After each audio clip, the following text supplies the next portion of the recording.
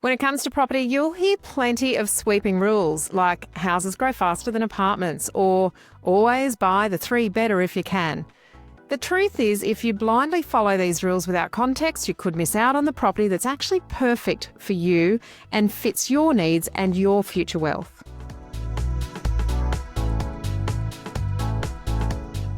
Welcome to Your First Home Buyer Guide, the podcast for first home buyers who want to feel confident, smart and totally in control of their property journey. I'm Veronica and that was Meighan, and yes, we're probably old enough to be your mums, which is a good thing because between us we've got decades of experience and we've got your back every step of the way. Our mission, to cut through the BS, keep it real and make sure you're buying smarter, not stressing harder. Quick heads up. We've created the First Home Buyer course, our step-by-step program to help you buy your first place with confidence and without the costly mistakes. The link's in the show notes, but stick with us first. You'll want to hear this episode.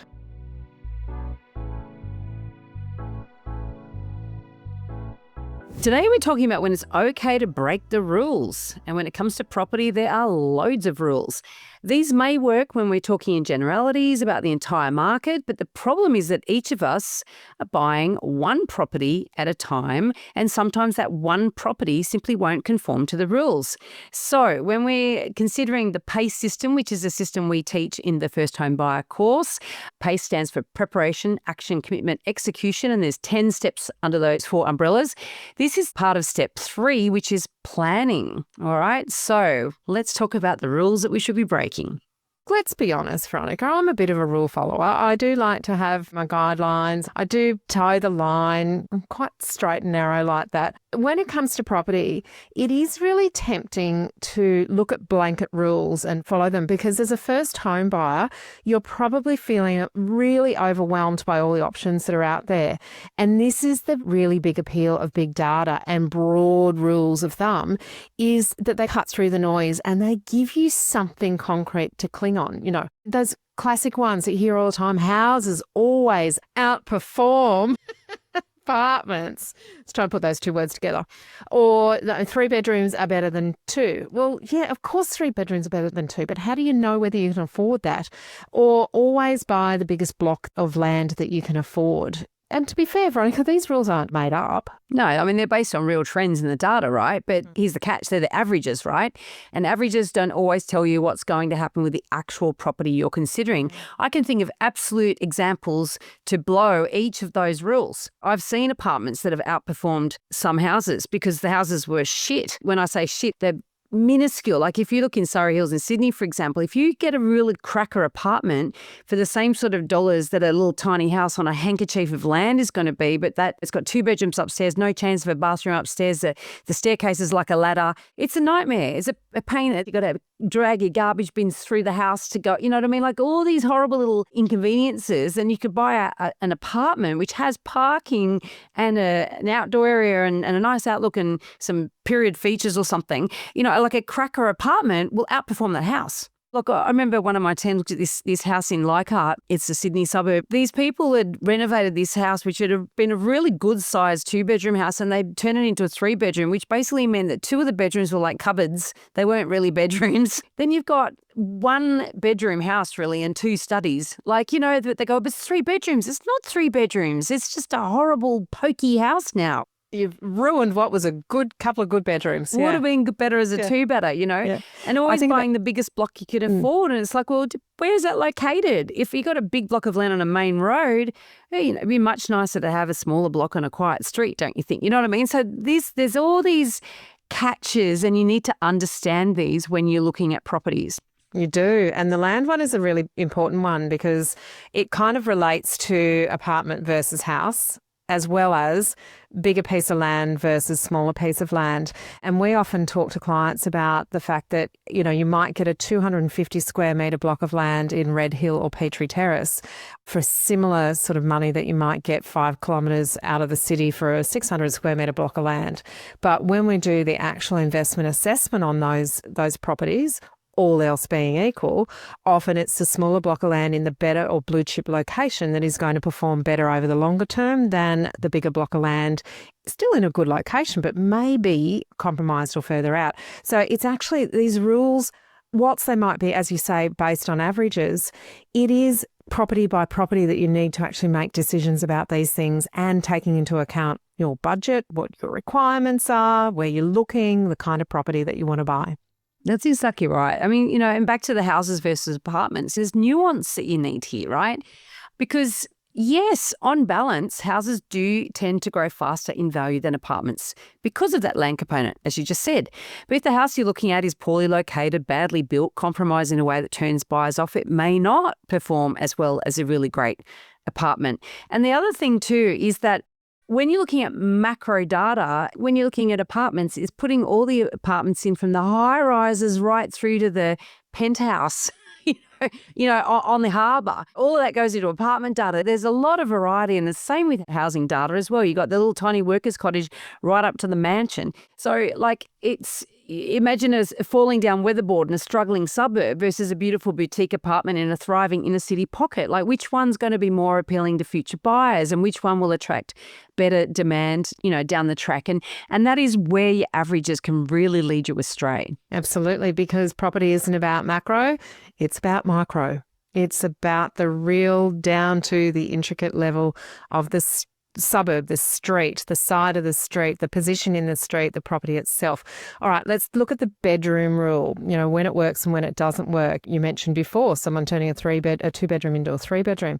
Another one we hear all the time, of course, is buy a three-bedroom. Or if you're looking at a one-bedroom, why aren't you getting a two-bedroom? If you're looking at a two-bedroom, why aren't you getting a three-bedroom? Now, there is some truth to this. Of course, the bigger the property, the more options you have for future buyers. And future buyers, of course, are the determinant in a lot of ways of capital growth. So there is some truth. But three-bedroom apartments or even houses are actually scarcer, which often makes them, in some areas. Yeah, which can actually make them more desirable for families and for longer term buyers. So it's that scarcity factor that can actually drive the potential for capital growth as well. And here's a caveat. If buying the third bedroom means you're compromising on location or quality or the livability, you actually might be worse off, Veronica. I mean, this is a thing. Also, some people don't actually need a third bedroom. They might be able to afford it, but if they make a compromise on the location, that for them is more important. We often get people asking us these questions, but I've been told, I should get three-bedroom because it's a better asset. I'm like, yeah, but you also have to think about your needs and where you want to live and what's more important to you. If you sacrifice things that are really important to you just so you can tick that box because it seems like that's the smart thing to do, it's actually not the smart thing to do, because if there's a fantastic two-bedroom apartment in a vibrant area, good natural light, low strata fees, where you want to be, versus you go and find a pokey three-bedder in a less desirable building in a suburb further out where you don't want to be, like, what was the smart choice then? Get the good two-bedder, right? Or the third bedroom is so small that it can only be considered a study, and then has that really met a need? Or have you just paid a three-bedroom price for a two-bedroom? So really got to be discerning about that. Let's talk about macro data versus micro reality. We've touched on this a number of times already, and this is where we need to balance out the big picture versus the on-the-ground detail, that really in-depth feet on the ground looking at things. Macro data tells us about trend line. It's kind of a starting point, but the reality is in each suburb, each street, each side of the street, each position in the street, each building, it can be really different. Yeah. And you might see a statistic, in fact you will, that say apartments have grown by X percentage over the last year or decade or whatever. And that can be very useful, but it won't tell you that in this suburb, the premium, a two-bedder facing the park sold for versus the dark, noisy ones facing the street. It won't tell you about the ones that sell quickly for more money, get more competition, versus the ones that actually undersell. There's some will push, the price will go crazy. That macro data that sort of tells you that prices have risen or fallen X percent in this suburb, they do not explain any of that stuff to you. Absolutely not. No, it's the local feet on the ground, and you can become a local expert yourself in the pocket that you're looking to purchase in. And that's what we teach, is how to become the local expert in your area. So you know which street, you know which side of the street, you know which building, which ones to avoid too. It's not just where to buy. We often say what you reject is almost more important than what it is that you actually accept and go forth with. Not that you want to keep rejecting. We have talked about being too picky in the previous episode. Okay, but look, local knowledge, incredibly important. Talking to agents, really understanding what makes property desirable in that location that you're searching in. That's a really micro level analysis. When you throw these statistics at agents, they just roll their eyes at you. You know, they're like, oh, yeah, but whatever. This one's got 10 buyers on it and I don't have to listen to you telling me that the median's only gone up by 10%, whereas this one's gone up 15. You know, like I don't care. But the other thing I think that's really important is that there's increasing use of AI in analysing properties. And I keep hearing people talking about what they put into ChatGPT or they put into Copilot or whatever AI they're using in order to do the analysis for them. Now, this is very, very dangerous. Right? The reason it's dangerous is because AI relies on big data sets. It's looking for patterns in data. Now, when you're looking at the whole of the country or the whole of a city or a state or maybe a whole local government area, perhaps, they're big data sets. When you actually get that smaller and smaller down to local level, down to an individual suburb where maybe only 50 houses have sold last year, and of those 50, there's quite a lot of variety in terms of the size and style and price and all that sort of stuff. AI is no use whatsoever. It cannot help you with the nuance because it is looking for pattern recognition and needs lots and lots of data in order to come up with that. So I think it's important that AI has very many wonderful uses. I'm using it in my business a lot, but we have to know where it stops being useful and when you have to step in and get that local knowledge so that you can then really understand. And this is where the big data is no use to you. You are on the ground. You need to understand what's going on a micro level. Absolutely. Now, that brings us to our next point, which is that your individual needs actually matter too. Mm-hmm. So data's one thing, big data's one thing, but it's your house. It's where you're going to live. And that's what's important to you. Mm. The data can't tell you that. And that's really important to keep in mind. Do you need space for a home office? Can it be a desk or does it have to have a closed door? You and I record podcasts, so we have to be able to close our doors. That's important. We need soundproofing to an extent. But for a lot of people, being in an open area when you're living on your own, or maybe there's just two of you, could actually work if you had the space. Do you want to walk to the train? That could be really important if you don't drive, don't have a vehicle, or maybe you share a vehicle between a couple. Do you care more about lifestyle now? Is it about going down to the cafes for most meals, or do you do most of your cooking at home? So therefore it's okay to drive every now and then to a cafe. Or are you trying to maximise the resale value later because this is a stepping stone towards a future property? So the rules, as we're talking about, don't know your personal situation. I mentioned earlier about buying a substandard 3-bedder because you're following a rule as opposed to thinking about what you really need and you'd be really actually very happy in a cracker 2-bedder. So the rules can't weigh out whether the stress of a longer commute, for example, is worth that extra bedroom or whether that extra $100,000 on the mortgage is going to keep you up at night. Only you can decide that. So these are important that you don't follow this sort of imaginary checklist, but then end up with a property that doesn't really suit you. So the question is, how do you blend these things? How do you follow the rules? Because they're there for a reason. They're trends. They're giving us information. So how do you use them practically? Well, I think, understanding the big data and what its limitations are is really important. So if you do get those general trends, right? So yes, houses typically make greater gains than apartments, but understand the nuance of that because it's certain types will do better than others and so on. So really it's about looking at the types of properties that are available in your price bracket in the suburbs in which you want to live. When you start sort of working through all that, you can put the big data aside. It might get you to a certain point and then you can say, look, but on a local ground, now I actually get to know really what matters in this area to other buyers and what matters to me. Yeah, and then filter it through a real micro lens. So you got that big picture look really deep into the micro level. What's happening in the suburb? What's happening in the street? What sort of renovations are happening to the houses? Are there any new complexes being built in the street that might have an impact on it? Some of these things you're not going to find out unless you're actually on the beat talking to people or know which sites to do the research on. Even the building itself, you really want to get to understand the building and what is it about it that you like? What are going to be some of the challenges? When you're in a building, you've got a whole lot of other owners that are part of an owners corporation or a body corporate or a strata group, depending on what state you're in. So you really need to understand there are going to be different personalities living in close proximity, and there is going to be an impact on your livability there. Now, you're not going to not buy in a complex because of different personalities. You're going to find that in any complex. You're not just going to find generic people like you all the time. But you do want to know at a very micro level, when you're right into your due diligence, what is it like in that complex? You will find out if there is disharmony within the owners. And that's a good example, again, is the big data versus the micro, right? So, if you went to AI, you went to ChatGPT and put an address in there, unless there's really public disputes and all sorts of things going on with that building, you're not going to find anything out because it's all private records. It's not publicly available. But when you get that strata report, you could, if you got your prompts, feed that through the AI to help you see where the red flags are. Now, we do that in our business, but you've got to know what to look for. If you don't get your prompts right, you know what I mean? So you can use data, you can use tools to help you understand that data, but you've also got to understand what it is you're looking for in the first place. So it's really, really important.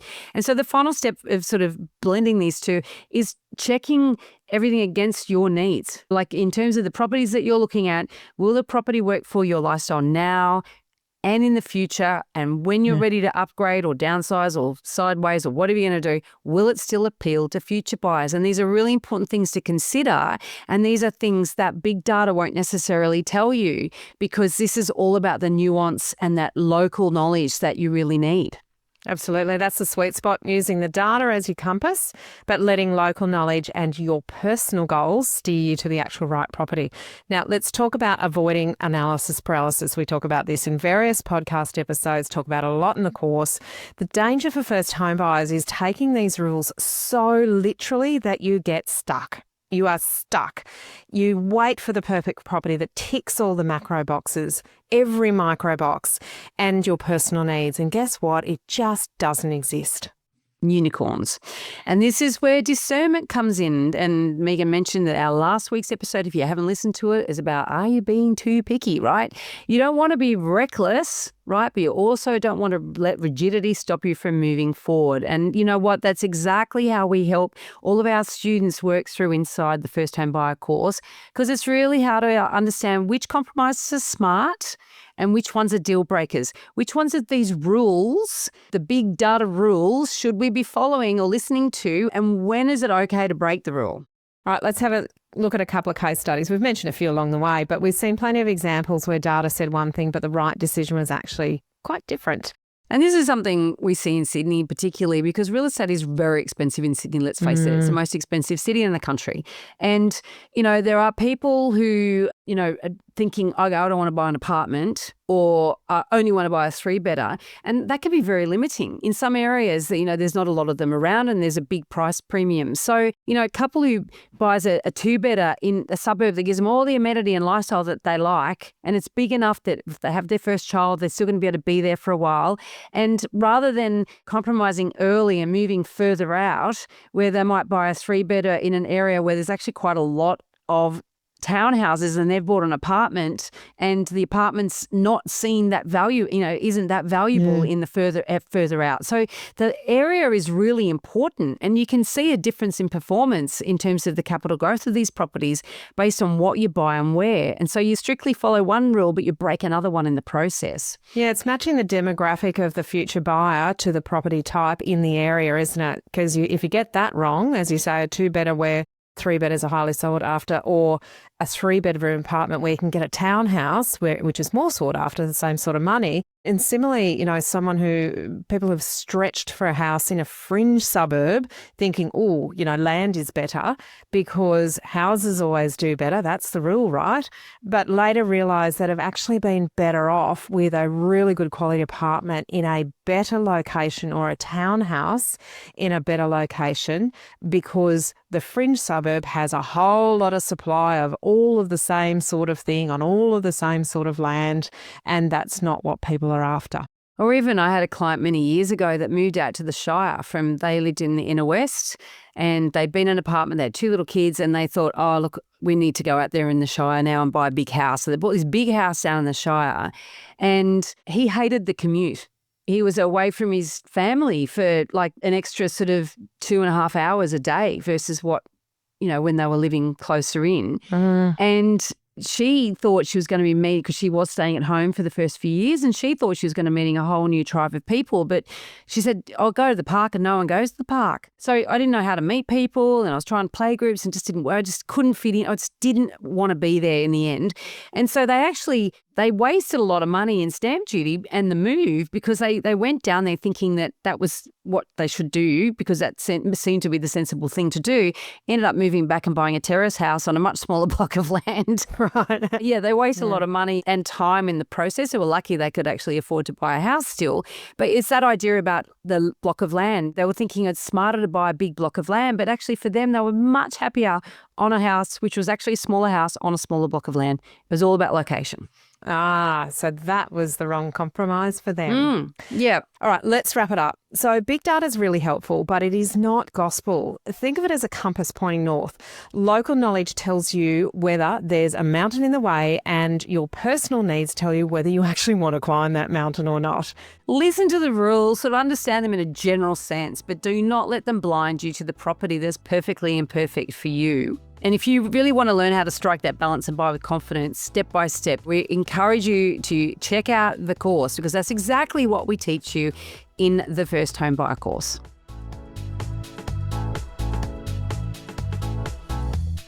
Too many first home buyers are stressing themselves out and wasting money just by doing things in the wrong order.